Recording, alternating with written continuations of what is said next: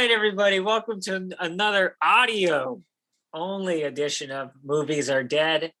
Unfortunately, no video this week for the second consecutive week because I have to get my COVID vaccine, the second dose, and I don't want to get sick. In between now and then, I'm on the 1 yard line about to score a touchdown, and I need to get this second dose without catching COVID. So that's why audio only. Boris, okay. How's it going? It's fine, Nicholas. What's the matter? It's okay. What's the matter? No, it's great. It's fine. It is what it is, as they say. I see. I prefer "it's what it is." I like that. It's what it's. Yeah. It's what it is. That's correct. Yeah. So how are you feeling? Oh, much better. Much better. COVID-1 first dose. Side effects were pretty gnarly. I got sick for an entire week. Good. No COVID. Got tested just to make sure because I'm a fucking good person. That's why, and I care about people. It went negative. So thank the Lord. So great. Doing much good better. Stuff. Yeah. What's the best movie you saw this week? Best movie. Yep. I don't think I even watched any movies because I've become obsessed with 8.5. I've watched 8.5 3 times. Oh, really? Since we last spoke.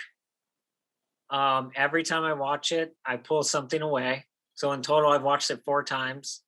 And I can see why people watch this movie multiple times. Because you can watch this movie so many times. And discover something new each time. And maybe not. We'll be getting the Fellini box set to review. Who knows? It could be a surprise where we review the... Maybe one of our 3 viewers can get you a birthday present. We have 3 viewers. That's awesome. That's like cool. That's like 3 consistent. Get the fuck out of here. Dude, that's amazing. I'm always surprised when people... Anytime somebody's like, I watched your thing on YouTube, or like, I've seen your short film on YouTube. I'm always like, what are you talking about? Or they're like, I listened to your music. I'm like, you what? You wasted your time? Thank you so much. I'm always surprised when people say they watch something or listen to something. So, thank you to our listeners, or few listeners, but hey man, it's what it is, right? So we appreciate it. No, so we might be getting the Fellini box set. Who knows? We'll do a review, go through each movie, talk about it, unveil it, show it off, stuff like that. Yep. Yeah. So I guess why we're here this week, we're late to the party, but little Marty Scorsese wrote a little article. Yeah. It wasn't as controversial as his first one that came out last year about Marvel movies not being cinema, but yeah, it's I guess people only care online. It's not a real thing. But anyway, he wrote an article for Harper's, and it essentially talks about Fellini. Harper's Bazaar. That's the fashion one. Is it? Harper's is just for Well, it's for intellectuals. Yeah, exactly. It's for people who go to, coffee shops. And... It's for like boomers and like a little bit of Gen Xers, and that's the intellectuals. Yeah, and like kids who have their parents' money to spend on nice, expensive magazines. But anyway, he talks about Fellini. He talks about 8.5. Yeah. He talks about how the movie industry has changed since then, since the 60s. Oh, yeah. When 8.5 came out. And he gets into talking about how now most people decide what to watch based on algorithms. What Netflix or Hulu or whatever other streaming service wants them to watch, and not something that they pick out or someone recommends to them, but something that gets recommended by a computer. I mean, I'm just pulling up the article right now for reference. I mean, it is so wonderfully written. I'm not just saying that because it's Scorsese, but you can actually feel his nostalgia. You can Hmm. feel like the bygone era, and just the way it's set up and written and the way he writes. Like, for instance, this sentence right here, like right here where it says, he walks down LaGuardia Place to Bleecker, past the village gate and the bitter end to Bleecker Street Cinema, which is showing through a glass darkly, shoot the piano player and love at 20 and La Note, which is Yes. all, yeah. I mean, like, what is it? One, two, three, four great movies right there, all playing at the same cinema. Like, dude, that's insane. Like, Yep. like, so, you can look at this a couple ways. You can be like, man, this guy wrote a nostalgia piece. B, it's a bitter old man. Oh, and he's reliving the past. Or C, you could take it as criticism, which I think it is. I think it's more of like a little bit of A and C, where it's just like, you can feel his nostalgia, but also like he is very critical of what we're going through right now in terms of like the streaming TV renaissance. And, Completely. Yeah. you know, and, well, we were talking about this a little before about the Golden Globe nominations, right? And I was Hmm. just looking at the list, man, and I'm just like, I've never felt so disconnected to a certain list of movies nominated. I know it's awards and all that jazz and all that mumbo jumbo, Yeah. and I don't put stock into that stuff too much. But just looking at the list, I've never felt a list that's been so like, ugh, like it's just like, ugh, you know what I mean? Like I looked at it and I was like, geez, is that the year of movies? Like, what the, you know what I mean? They want to hobnob celebrities. They want to hang out with good-looking people. So which I mean, out of all the awards lists, like who do I consider? Like I don't take the Oscars seriously. I don't take Uh, Golden Globes seriously, but I like to look at the list for reference and going like, oh yeah, I can see that. No, I can't see that. So should I just go by like the Independent Spirit Awards, Critics Association? You know what I mean? yeah, I mean, if you want to find new stuff, you just gotta find film writers whose taste you align with the most, and whether you find them through Twitter or their websites or their reviews, it's just a matter of finding stuff that you haven't really heard of. You Yeah. talk about in the mainstream, you gotta go to offbeat places to find that kind of stuff. I just want a place or a critic where they just talk about the movies Uh, and like their Twitter and social media is just free of any political mumbo jumbo. yeah. It's just free of it. I'm just, you know what, Boris? I've been thinking, I want things to go back to the 90s. You remember the 90s? No. Sitcoms, everything was so like lighthearted, right? Granted, there's a lot of despair and things weren't really the same. But I mean, like the country has to go back to this point where it's just like, hey man, we're not thinking about that anymore, man. Let's just go with the flow, man. You know what I mean?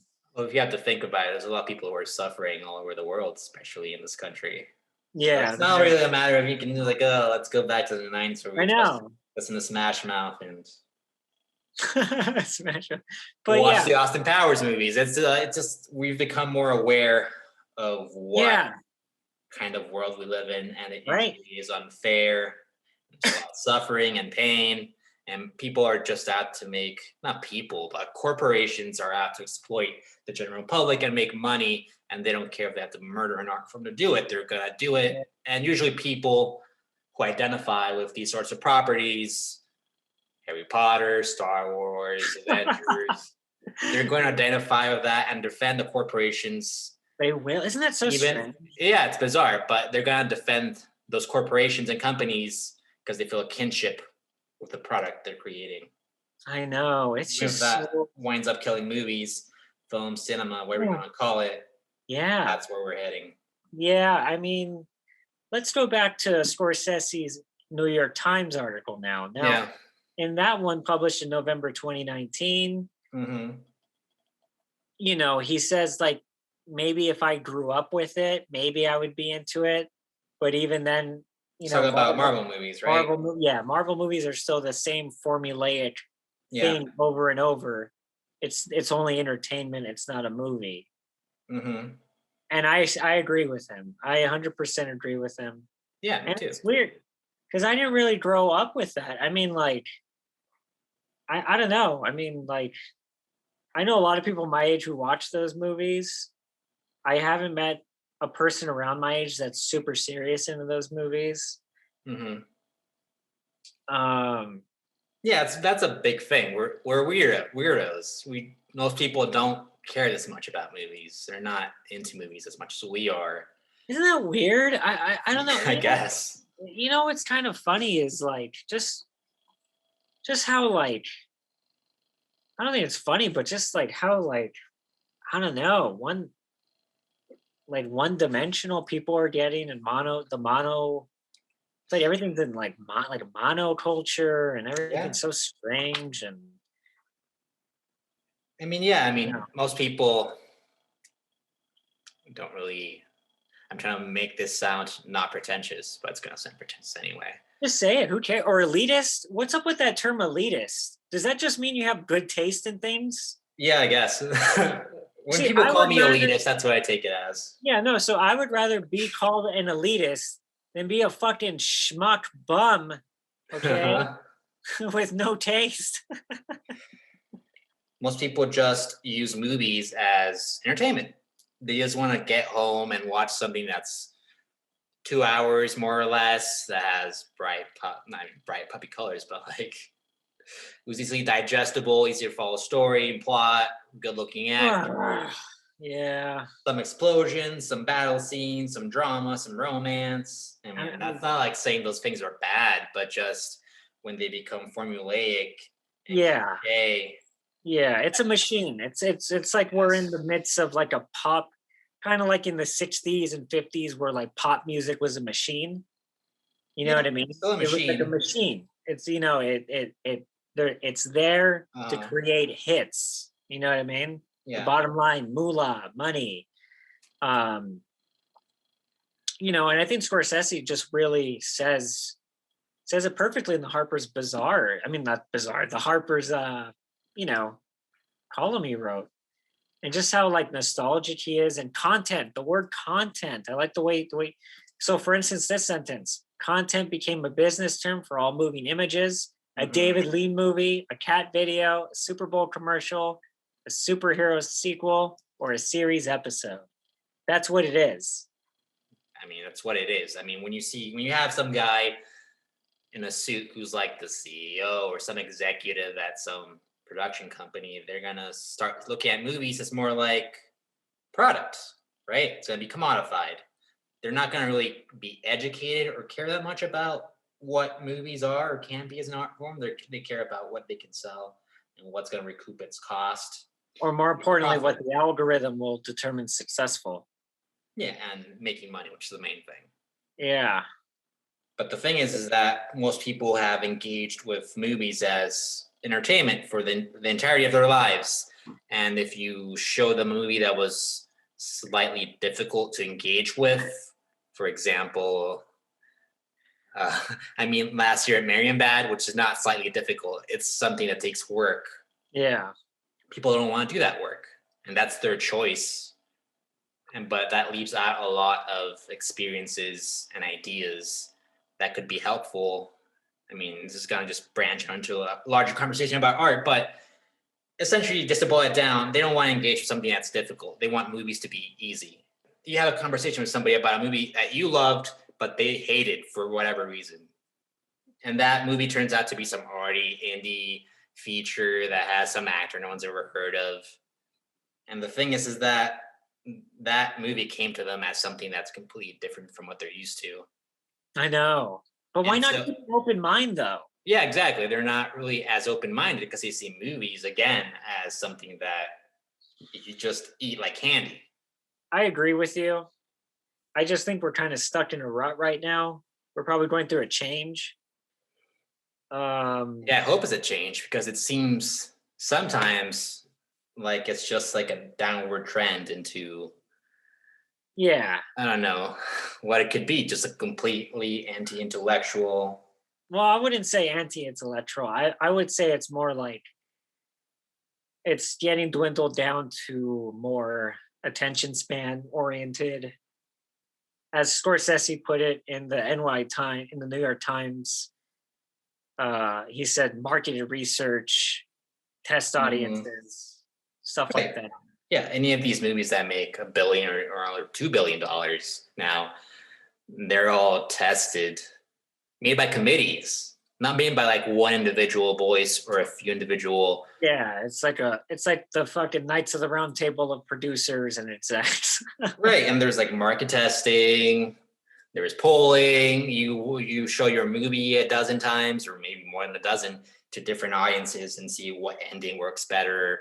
If they like this character, if they don't like this character, and they just make sure that the movie is just foolproof when it comes out. There's nothing that no one cannot like about it, so it makes the most amount of money possible. Let me go back to the article again. Sure. With Scorsese, he asks, "What is cinema?" He says, "Godard, Bertolucci, Antonioni, Bergman, Imamura, Ray, Cassavetes, and Kubrick and Varda and Warhol were reinventing cinema with each camera movement and new cut." And he said that he also continues, and more established filmmakers such as Wells, Bresson, and Houston Visconti were re-energized by the surge in creativity around them. So my question is, Boris, with the machine taking hold, are we just in the midst of a change?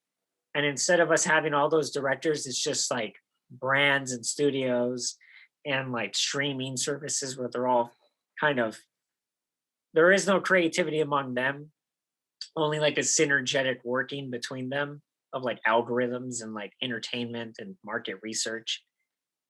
Did the Yeah, streaming platforms just replace directors and producers? they're just gonna find people who are just gonna carry out whatever they want to make. Someone who can just be like, yes, sir, no, sir, yes, sir. Of Yeah. course, they can do that. And it's not gonna be like someone who wants to create their own personal vision of what the world is, what they're feeling inside. It's gonna be I someone who I can feel like execute there's Ant-Man 3 to the perfection. what Scorsese was saying here, like I agree with him, you agree with him. Do you think we'll Sure. see another line of directors like that again? Or do you think the medium has changed so much that we're at the point where like nothing's new to us anymore? That it's stale as water, it's old as milk. Sure. I think there's gonna be more filmmakers that are still gonna make great movies that aren't based on commercial demand. And I think it's gonna be easier maybe for them to get made because movies are, I mean, I guess the equipment to make movies is easier to find, but the thing is, it's iPhone. not just about, yeah, it's not just about having easier access to equipment. It's about creating something that is unique Yeah, that reminds me of and that. personal. Yeah, no, Because, I agree with yeah, you.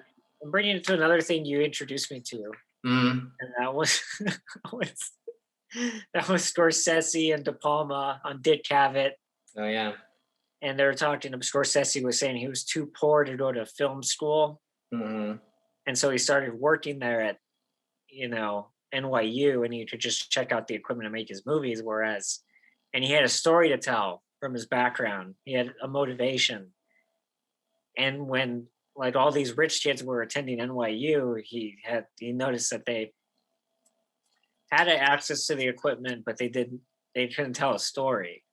yeah, yeah. I think that's a big thing. It's just like if you don't, and it's not even telling a story in the way that people think of conventional stories. It's saying something that's personal and honest. It sounds so bitter. I don't know, man. No, I don't think Let you're them do what bitter. they want. Let them watch Disney movies. I I don't care. It's no, I fine. see. This is my big fucking it. Sorry, this is my big issue when somebody like Scorsese calls out the machine. Yeah. Is that younger people and probably people a little younger than him say, "Oh, you're just a bitter old man. You're Mm-hmm. being an elite." They throw out all these terms, and instead of taking for what he has to say seriously, they shut him down because he's going against the grain of the mass consensus, right? Yeah. So I think it's good he's questioning this, because if nobody's questioning it, then we're going along for the ride and we're just going to keep on getting the same garbage over and over. Right. So I think younger people, specifically around our age and younger, should be looking at Scorsese's article and agreeing with it and being like, yeah, man, we are entering a different era of streaming and filmmaking, but that doesn't mean the artistry should die. You know Right. what I mean? They should be questioning it. Younger people and our age should be questioning. I don't think you sound bitter at all. I just think you're angry that our intellectual thought process when it comes to filmmaking is changing. Yeah. It's almost like you're in a herd and the herd is going off the cliff and you don't want to go off the cliff. And you're like, I got to get off this cliff, or I got to get off because we're going to go off a cliff. And they're like, fuck it, man. We're going to keep going, dude. It feels too good. Mm-hmm. You know? Yeah. I mean, to get personal, I guess it's just like at a certain point in my life, man, like I was like, I don't know, when they start getting into different kinds of movies, it's just like at a certain point, what's being offered in the mainstream isn't enough for some people. Yeah, I agree. For It me, starts yeah. feeling empty. So you start reaching out and going, what else can I watch? And if you love movies the most over any other art form, maybe it covers all types of art forms. But anyway, you start reaching out to artists, to people you haven't heard of or you haven't heard people talk about that other people might recommend to you. Like, oh, you should check out Fellini. Oh, you can check out Kurosawa or Ozu. Yeah. Kobayashi. It's and then you start watching those movies, and then you're like, oh, there's something here that I can't find anywhere else. Or This makes me feel more. This connects with me. I connect with this. It tells me something I've been wanting to hear that I needed to hear to feel less alone. Some people feel the need to reach out because, I don't know, at least for me, I don't know for you, but I was always like a lonely kid who just who had some sort of emotional deficiency in some way. And I couldn't connect with people. I could connect with movies. And yeah, that's going to lead me to weird places, right? It's going to lead you to watching arty movies made in black and white with subtitles. Yeah. And you're going to connect with that more than you're going to connect with, whatever. No, I agree with last movie came out Or over on 1,000 screens or whatever. Or you do it, you just like, you look up Scorsese, you watch one movie by him and you go like, who was he inspired by? And you're like, oh, Scorsese's, Fellini. And you're like, who is Fellini inspired by? And like realism. And then you start just branching out, but yeah, I agree with you, man. I think taking movies seriously as like we do and the arty side in quotation marks, I think you do have to be a little, as you said, emotionally disconnected from the outside world. I wouldn't say that. I said that was my case. I feel like a lot of people are just perfectly healthy and like art movies. It's not really. But Boris, what director is like emotionally like, you know what I mean? Like well-adjusted. You know what I mean? There's not that many like. Yeah, definitely. I can name a couple and they all make like movies that I'm just like, they're action movies. They're all, they're the equivalent of the jock in high school, and I just like the way Scorsese puts it though about Fellini, how he goes into, 1963, 8.5, Fellini, what led up to it, La Strada, La Dolce Vita, and and how he can, I don't know, he kind of like takes the reader back there. And the impact of it, how he attended like 8.5 and it was like on Broadway, you had to get reserved tickets. You know what I mean? And such a big deal. That's like, I know they're not the same people, nor in the same ballpark at all, but that's like if a Wes Anderson movie was like opening on Broadway. You know what I mean? And yeah, sort of. Tickets, I mean, yeah, I mean, the last movie that I feel can be considered an art movie, but again, I don't like using the term art movie or art house. It just creates a distance whenever you talk about those kinds of movies with people, because they go like, ooh, art house. That's not something I'm interested in. I gotta read the screen. What? You know what I mean? Yeah, but Which one? I was gonna mention Parasites. Came out 2 years ago, and it was the last movie that could be considered something that's not, traditional Oscar bait that won Best Picture. Not only won Best All Picture, right. but Yeah. Okay. I could see that. I just we'll debate Parasite because we yeah, disagree I on mean, it. do we? I I didn't think know we disagreed. no, I think it's a good movie. I think Yeah, Parasite's a good movie. Okay, don't get me wrong, sure, but Bong Joon-ho has two. He has that's like fourth on my list of Bong Joon-ho movies. sure. I Yeah, just don't think it's. I don't think it was Best Picture worthy. Hey, that's a hot take, I know, but I mean, like, I just don't. But then against the Oscars, I don't take it seriously. But it's a good okay. movie, okay. I agree with you, but I mean, in terms of eventually, doesn't matter. Anyway, my point was that Let's save it for Parasite. When we talk about Parasite, we'll save it. We'll save it. sure. Anyway, my point was that Parasite was the last movie that came out that could be considered a quote unquote art house movie that was massively popular. I mean, not massively in terms of how other movies are massively popular, but it made more money and got more critical acclaim than those kinds of movies usually get. Yeah, I agree. Yeah, And the thing is that those kinds of movies don't come along that often, right? It's just like it's sort like of think every of, like yeah, 15, 20 years, maybe. yeah, and like before that, it's hard to think of a movie that Like was Amores Perros, maybe. sort of. It wasn't even that popular though. I think Yeah, that's what it I was was like saying. more Was like like have to go back maybe to Pulp Fiction. maybe Pulp Fiction or The Last Buddha. Is that the Bertolucci movie? Yeah, that wasn't that popular. Yeah, it was. It was like Best Picture and everything, didn't it? Yeah, but it wasn't like a huge cultural thing that people would talk about Oh, and no, that Once Upon everyone's a heard of in one way. no, Once Upon a Time in Hollywood. Eh, I mean, I That don't think that it's the same thing. I think, dude, dude, that went around, dude, like a bad smell, dude. Everybody was like, "Have you seen Once Upon a Time in Hollywood?" I'm like, "Yeah, I have." And they're like, "It's good," and I would be like, "It's not that good." And then I watched it again, and I was like, "This movie's a masterpiece." But no, you're right. Like Pulp Fiction, probably, right? I'd yeah, imagine, and you know, no, I mean, it's very rare for a movie. Maybe The Tree of Life. I know maybe, I wasn't like huge, but like in terms of the art house circuit, you yeah, know, I yeah. remember that was a big deal. I remember I had to drive like fucking 15 miles from my house to go see that movie, I believe that. Yeah, or 20 miles. And there was only one showing. I was like, what the fuck? This movie should be everywhere. yeah. I don't think that movie crossed into the mainstream as much, but yeah, it was definitely popular for what it was. Um, but anyway, essentially, the thing is that there's not that many movies. Like you said, one comes along every 20 years. Yeah. I can cross over into the mainstream and be sort of, I don't know if compare it to the Beatles, but it's something that everyone can enjoy and everyone thinks is great. Yeah, it kind of becomes like public domain. It's in the air, and it's just like you should just Yeah. we all agree on it. I don't know. It's weird.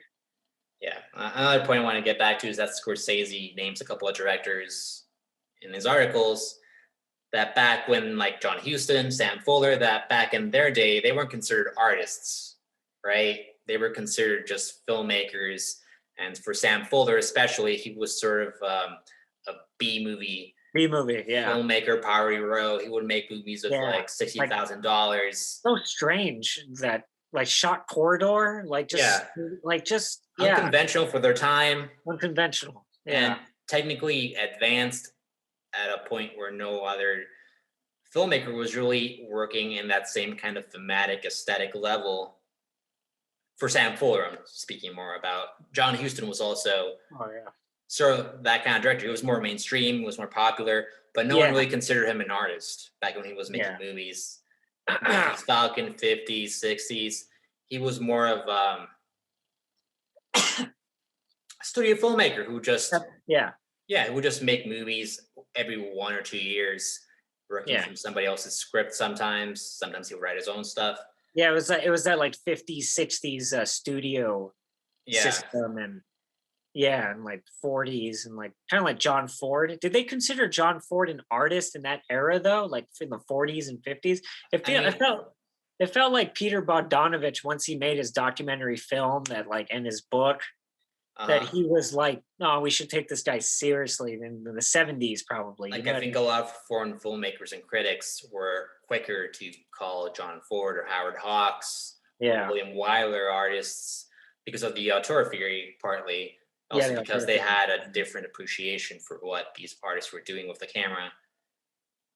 And that, yeah, we didn't have here really. It wasn't until um, French those guy. ideas of authorship were being Yeah. made up in France that people here sort of started to wake up to what was being done in their own country. Yeah. And Isn't yeah, that like weird? yeah, it's weird. I think it's still happening It in is one way or happening. another. It Yeah. just takes Yeah. time for people to realize what's in front of them because like it's so hard to get away from the conversation that's happening around you. I think even if you try to like keep yourself insulated from that, it still gets in somehow. It does. It's weird, man. Yeah, I agree with you. It's, it's so strange how much like the Europeans back in the 50s and, in the 60s, how much they looked at us. Yeah.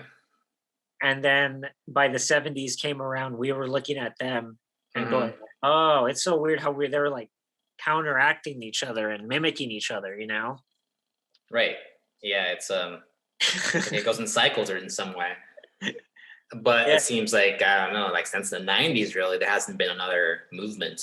Well, I think that's just the impact of globalization, right? Yeah, that's probably it. Corporatization, commodification, etc. It just technology for sure. The internet. Yeah. It just seems like Yeah. like creating a natural movement now, like the French New Wave, the German New Wave. We should do the iPhone wave. You know, but maybe. Um, anyway, I think I had a larger point I had to get to that I forgot. But yeah, even as recently as now, like Brian De Palma back in his day, people just called him like a violent exploitation Yeah. pervert, all kinds of things. But No, yeah. yeah, I mean, I look at De Palma films, and I recently started like going like, man, De Palma's like a genius, man. Like, yeah, like in terms of the camera, like there's no one else even now, and there's few people who right. can edit and conceive of a sequence that is as what's the word? It just like it's cinematic. You couldn't do what he does in any other art form. Yeah. And that's what it comes to down really. It's just like a lot of movies could just be books or they could be plays. Yeah. But yeah, Brian De Palma's at a top level or he used to be that he would make movies that were in terms of craftsmanship, they were art. Another It, question is for you is, do you think that we're just in like kind of like that weird like in the 20s and 30s and 40s, like the musical era? Are we just in another musical era? Is that what comic book movies are and big studio, and you know what I mean? If it feels like that's what we're in right now. it feels different because they've taken over the business. Like I was looking at the top 10 uh, highest grossing movies of the last 5 years, and they're mostly Disney properties. They're either Star Wars or they're Marvel. Ugh. Or what's the other franchise they bought? I forgot. But anyway, it's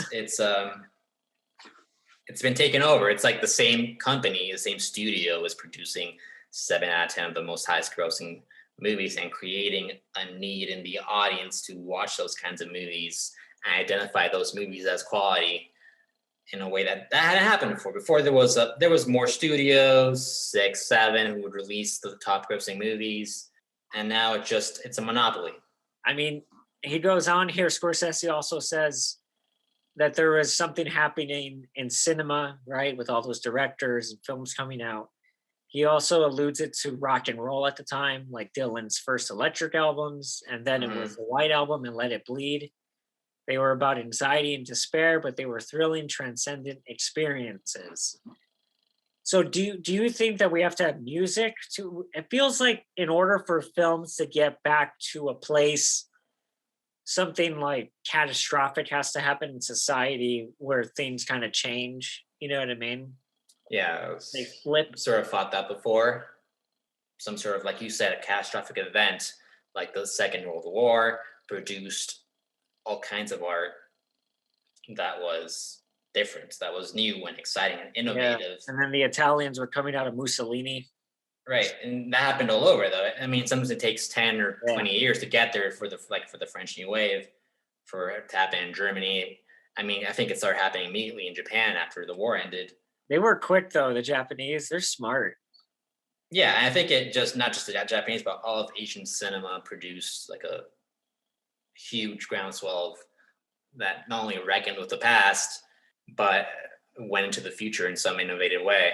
I don't know how they got there. I think it just you have to just put yourself in that place where you just have to make something or you'll die.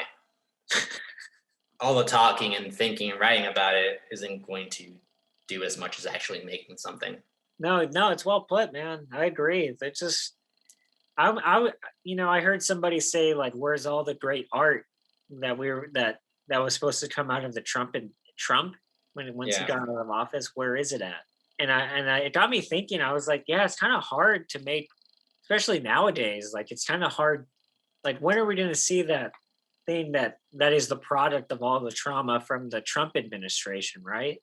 I It got me think thinking, like, well, we when? have to think also in terms of film, not just film, but who gets to make art. People who get to make art have money. Their parents have money. They get to go to good schools. They get masters from NYU and Columbia. And then when they want to make their first feature, their first short, they have their parents or their family to give them funding. And people who are actually affected by the Trump era don't have that. They just suffered in silence. So exactly. Um and then yeah, got you spoke about my point. It's just like it's kind of hard to make something good when the machine is like so in control and it's so like Yeah, that's part of it. But also, there's no entryway for people who might actually have something new to say it, because just to get there is difficult, not just financially, but in terms of getting a group of collaborators around you who I are, think that's the most important part yeah, definitely. is And that's yeah, hard. That's really hard to do. to have like the people with this like not the same vision but the same like outlook kind of Yeah, and they're capable of understanding, even if they don't agree with you, what you might be after, right? yeah, like something is happening here and they have to be a part of it. I don't know how to explain, Yeah, it's just someone who, I don't know, just to put it simply, just gets you. I don't know. It's gets just you someone who some strange way. who yeah, I mean, I don't know. It's just if there's any great art from the Trump era, it's not going to be made in terms of. I don't think it's going to be like a movie that has a Yeah. $10 million budget. It's going to be something small. It's going to be like a poem. It's going to be a photograph. It's going to be something that's probably made. I don't know, like Maybe on a YouTube or TikTok something. video. A Yeah, TikTok video, an impression. That's what we get. A fucking impression. That's it. That's all we got, huh? maybe. I mean, I feel like we're missing something. We're missing 8.5. That's what we're missing. No, but we're also missing something about Scorsese? not Scorsese, but like what he wrote about. I mean, I think, yeah, he wrote about content. The answer to the algorithms and content is curation, right? He mentioned movie, Criterion Channel. He talks about the importance of curation. Yeah, I mean that's super important. I'd rather watch something that's handpicked by somebody. Right. And I think, yeah, he's right about that. If you want someone who doesn't really watch a lot of, I guess I'm forced to use it again, art movies, the best way is to not castigate them for being ignorant and choosing to watch whatever Star Wars over anything else. But the way in is to like lead them down a path where you can go, if you like Star Wars, maybe you can watch this. And it's a little different than Star Wars, but maybe you'll like it. Maybe you'll see something similar at least on Star Wars in this movie. Yeah. That will lead them back to something else, maybe something that's different from what they're used to. Okay. And that's the way to, I don't know, to expand the audience for these kinds of movies. It's not really, I don't think we'll really get anywhere by like sneering at them and being like, oh, they're so dumb, it's like Marvel, it's the same movie. It's just like I think they know it's the same movie. I think they know it's a formula. They just like it. I think it's important to define boundaries, I mean, for all of us, in terms of how much we identify with the things we love. I mean, for them, I mean, us versus them, but like for people who are really diehards about Star Wars or Marvel movies, who can't hear any criticism of them without trying to call the other person an elitist or gatekeeping or whatever. It's and for us to just be reactionary against that by calling those people what would we call them, like criticizing their choice to just consume mainstream movies. Yeah. But we should just try to, I guess, all of us be more generous and curious and open-minded with the things we watch and the art we consume. Because otherwise, it's just going to be an endless back and forth. But I'm sure that for many people, there is nothing else than watching mainstream movies. And for us, yeah, I don't know. It's just trying to convert people, I guess, to the cause. Convert. I don't know. I just think that, I guess there's a niche for everyone now, but it feels like the niche that we're into, it's not really there. I don't know, but maybe. Well, I think also it's good that there's so much, like, if we were born 40 years ago and we wanted to watch one of Fritz Lang's movies that he made in the 50s, what will we do?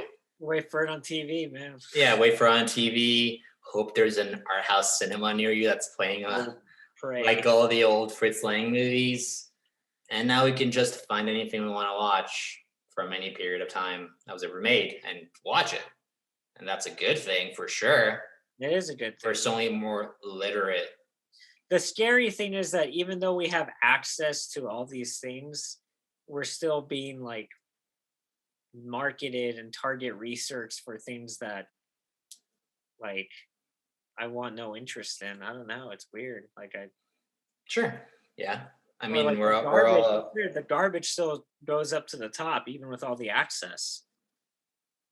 For sure. I mean, yeah, that's what it is about now. It's just treating every person as a product, and that's going to come along with that for sure. But anyway, it's I think Criterion Channel movie, all these other resources are going to help create a bigger audience for these kinds of movies, and that wasn't there before. I mean, all you had before, like even like 20 years ago, was like you could try to pirate it online or go to Blockbuster and try to find it, or like try to order it from some weird catalog from Japan. No, and now it's here in movie stores, man. Those were so important, I think, in my opinion. But definitely, and you could find good stuff there, but also there was a limit to what you could find. There's a limit, and then the people. I would like to talk to the people that work there. Yeah, just recommend like stuff. All right, let's get an 8.5 here. What'd you think of it?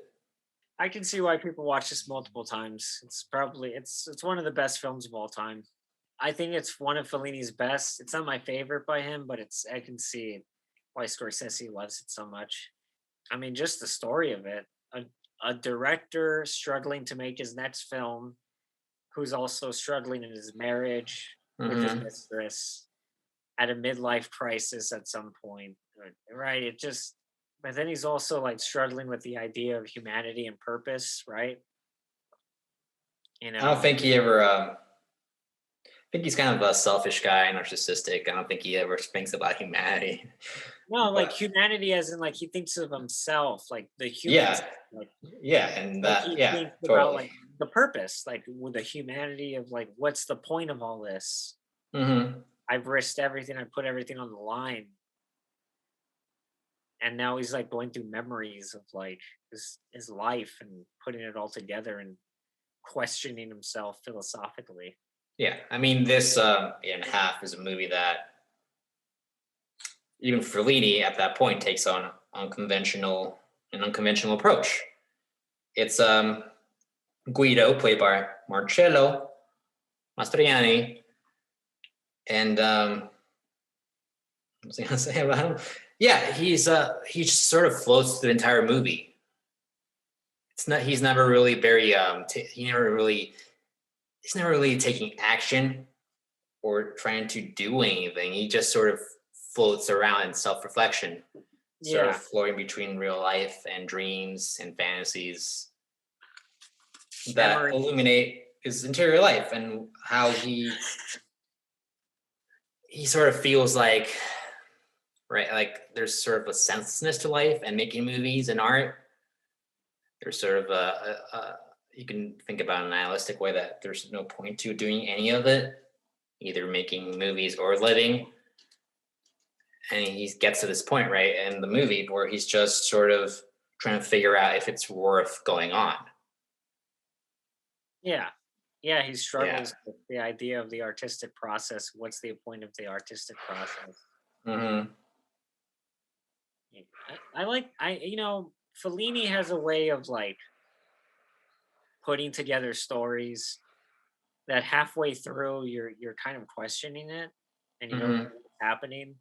And then at the end, you sort of go, oh man, I just learned a lot about, you know, person or myself, or about life. Yeah. What'd you learn? 8.5. Yeah. I think that every man wants a mother and a whore for a woman. Um, and that's like, that's like that's the intricacies of manhood, I think. Overall, I think it's probably just like a weird, it's like a memory of like his life. I don't know. A specific time and place of his life. And now he's sort of reflecting at like what's led up to it. Mm-hmm.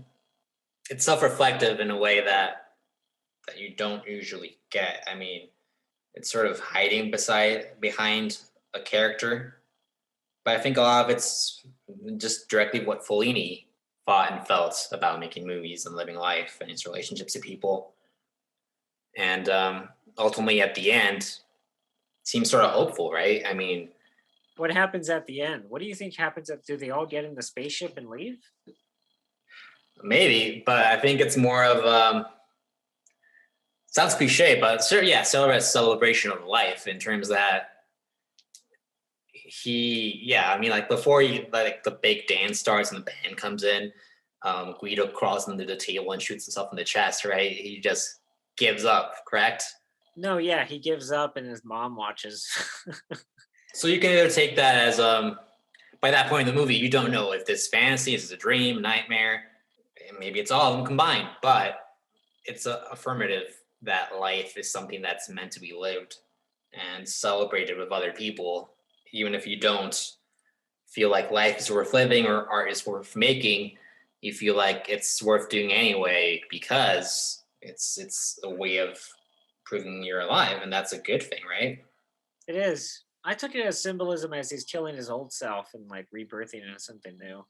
Sure. Yeah. I mean, there's like an unlimited amount of interpretations you could have for what Yeah. happens in a movie, and that's why it's so rewatchable. And then And he's like tear down the set. This is over. Mhm. And that's the end of that like project he was working on, that time and space. Yeah. I mean, thinking about the way this movie is made in terms of the filmmaking, 99.8% of filmmakers couldn't pull it off because Guido is so ambivalent about what he's going through. It really rests on the filmmaking to carry the movie, and which it does in spades. In terms of the staging and blocking and editing and the cinematography, it's like you said, it's some of the best in all of cinema history. Simply because it just seems so preordained in a way. It seems like it couldn't have been done any other way. Each shot, every time the camera moves, every time there's a cut, it just seems perfect. It just seems like there could have It been does no seem perfect, yeah. And better way to express whatever he's Yeah. expressing. The music, the opening shot, the dream sequence in the Yeah. car, waiting to get out. All of a sudden he's floating in the sky, Hmm. and he's got a rope around his ankle. People are telling him to come down. And it's just one of those things that are it's a pretty good representation of the human element of dreaming. I don't know how to describe it Oh yeah. I mean, and what it means. I don't know. I think he captures. I mean, I don't know about you, but in terms of speaking solely for myself, it's just like my day. It's just filled with sort of daydreaming and fantasizing about things that like aren't necessarily even possible. They're just things you wish. You're just either like sort of reflecting on your past or sort of dreaming and fantasizing about The future, the right? future in some way. And that's what he captured in this movie, I think. It's just there's real life and then there's the dreams Guido has and the fantasies, and they capture a sort of portrait of where he is and what he's about in that moment. But I think you could do that for anybody alive, right? I mean, I don't know about you, you can chime in, but a lot of people I feel like are either daydreaming part of their day or sort of recalling the past or fantasizing. No, I agree with you. There You're is purely in the present. three different. No, I'm never, unless I'm in a good conversation like this one, Okay. or like if I'm fascinated with something, I'm in the present, but or interested. But yeah, I think there's three different types of people: reflection, daydreaming, future fantasy. Mm-hmm. I think Fellini, like, it's just such a weird movie. I can't even describe like yeah, like what's real, what's not. I like his depiction of women, or his idea of women. Oh, I knew you would. You know what I mean? No, because it's not healthy. Yeah, yeah, he's Not healthy at all. yeah, it's And it's so sad. Like my favorite character in the movie is Louisa, his wife. mhm. I like her character a lot. I like the dailies reels scene when they're watching like the reels of the auditions of the women and the women who might potentially play her in a movie and what that means. And I don't know, she's probably the most vulnerable character. There's the critic, that's very like astute and very like condescending and mean toward Guido, his script, and he's like, it Mhm. has no purpose, this and that. And Yeah, which is you could say that someone could say that about this movie. I think he yeah, calls it like a interconnected series of episodes that make no thematic cohesion. yeah, I mean, what is no, it? Do you have anything I else to agree. say? It's probably like one of the first movies to not be a movie, like the first movie just to float. You think? I think so. I don't think there's that many beforehand that felt like this. Maybe not a popular feature film, but yeah, Maybe maybe. like the 400 blows, maybe. Nah, You know, I don't that think of movie it the same doesn't. way. It feels it's like a story of just not rags to riches, just rags. Just Mm-hmm. like he's like sleeping in the street and everything, and it doesn't feel like is this my life? You know what I mean? But he's only like 12, and you're like, what the heck? Flotations, but I think a lot of people might be intimidated by watching it in half. They haven't seen it before, but because yeah, people hear about the greatest movies of all time, and then they think they'll either be bored or confused. But this movie isn't boring or confusing. I think no, I don't think it is. I and they think it's shouldn't just be scared of watching it if they haven't seen it yeah. before. The Great Beauty. Did you see that one? Yeah, a long time ago. Yeah, That one, Bob Fosse's All That Jazz. yeah, definitely They, they, they influenced. just Yeah, they just don't. It's just like a weird time and space thing where it's just like this is just a person's current state, and there's no like really central story leading them from one thing to another. It feels like this movie is just one big like forgiveness prayer. It feels like it's very like soaked in like guilt and soaked in like reflection and but then also he's making a movie, and he's like, I'm gonna show you the spaceship, but I'm not gonna go up. You know what I mean? Hmm. Show you what I'm creating. The Yeah, devil, it's obviously hard to talk about this movie in a way that. the devil inside every creative person, I guess. I don't know. It's so crazy, this movie. Out of his movies from that era, where do you put 8.5? Would you say it's like a From hopeful movie, pessimistic? again in terms of his entire career. Oh, let's think. Knights of Caviria. It's an uplifting ending for the most part.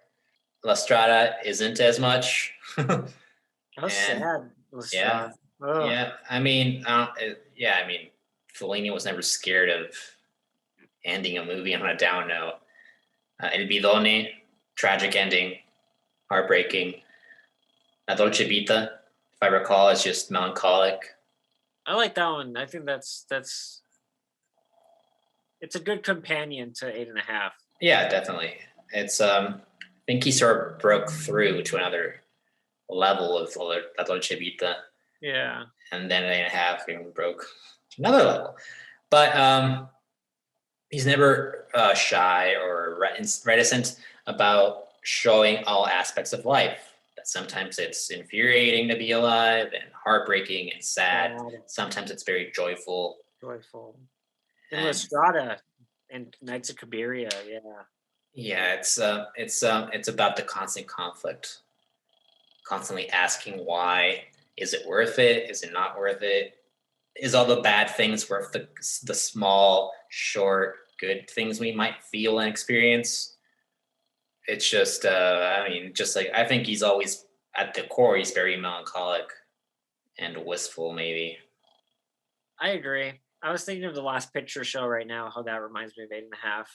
Yeah, and going back to Ibiteloni, that's also very it's a reflective, sort of nostalgic movie about his youth, or Yeah. just about just being not even his youth, but about being young in general. Being a It's young looking back person. at that period of a person's life where you just don't know what's going to happen. You don't know what course your life's going to take. And then his other movies, yeah, his other movies as he gets older, he makes movies dealing with middle age. The way he uses people, I just love the way Fellini uses like the actors. Like he sees them for what they are. You know what I mean? Mm-hmm. What do you mean by that? Like Guido, there is no other person I could picture playing Guido. Yeah, maybe. Like it's Marcello, definitely. All right then. I think we've gotten down to 8.5 of what we can, because it's a very. Oh yeah, let's finish this up, Boris. All right, Bordy. We dissected 8.5. We went over Scorsese, his essay. You Mm-hmm. know, Yeah, yes, we are in a weird time, but I still have optimism. me too. Nevertheless, yeah. See, Sort you of. got optimism. Yeah, I got optimism. All right. Yeah, it's gonna be fine. We'll get a new wave of filmmakers, hopefully. Dear God, hopefully. Hopefully. Nevertheless, we'll be back next week, hopefully in person, guys. And this has been another edition of Movies. Our dad. Bye.